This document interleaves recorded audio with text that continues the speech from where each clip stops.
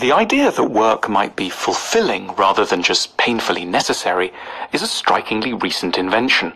Open Dr. Johnson's celebrated dictionary published in 1755, and the word fulfillment doesn't even appear.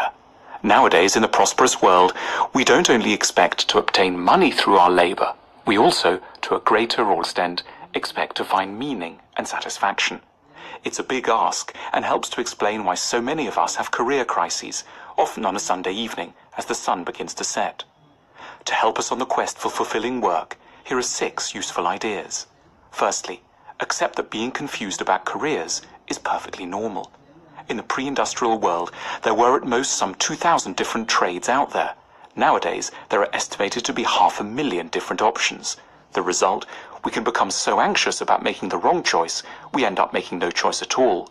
Psychologists call this paralysis stemming from too many options. We should acknowledge that confusion is natural and fear entirely normal, but let neither of these scupper our chances forever. Secondly, know yourself. It's the oldest philosophical recommendation and is of particular relevance to careers. For 99% of us, knowing what we want to do doesn't arise spontaneously, like, for example, don't have a calling. We don't hear a commanding godlike voice directing us to accountancy or packaging and distribution. That isn't to say we don't have tastes or inclinations, we just don't know them clearly enough, which is a perilous position to be in, as not having a plan quickly puts us at the mercy of those who do have one.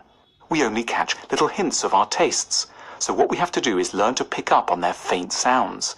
Start by parking any concerns for money for a time. Financial panic too often kills all dialogue with the more authentic, passionate sides of one's nature. Write down, without being too logical or analytical about it, everything you've ever enjoyed doing or making, which might include building a treehouse or sorting out the winter clothes. The weirder and more offbeat the list, the better. In the long and confused tangle that follows, there will somewhere be the shape of an ideal future working self.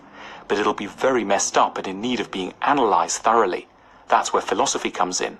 Philosophy clearing up and demanding logic of our first thoughts. Thirdly, think a lot.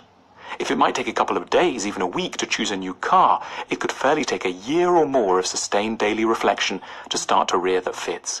We tend to feel guilty about this, imagining we're being self-indulgent. Far from it. We may need to empty every weekend for months to sort out the biggest conundrum of our lives.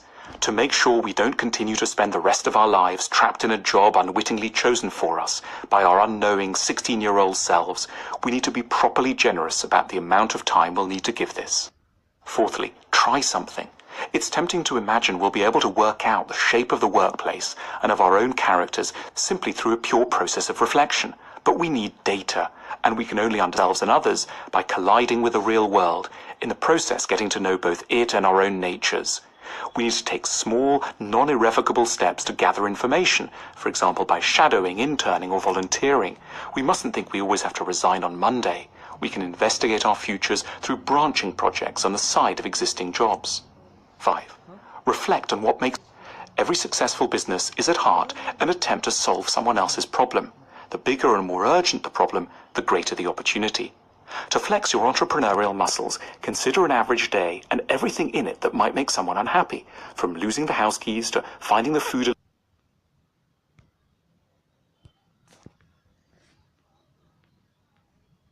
It's easy to imagine that everything's been done and tried. Nonsense. We're unhappy enough for capitalism to have many more centuries of invention and creation. 6. Be confident.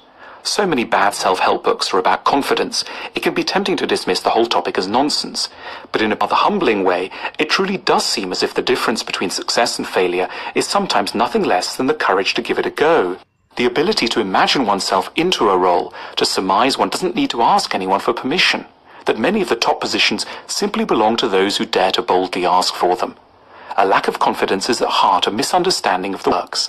It's an internalized feudalism, which imagines that only certain people, but not oneself, have the right, preordained, to get certain things. It isn't true. As we know, a lot more is possible than we might think at our moments of timidity and doubt. That's the start of the path towards a job we won't regret on our deathbeds, which should always be the ultimate criterion.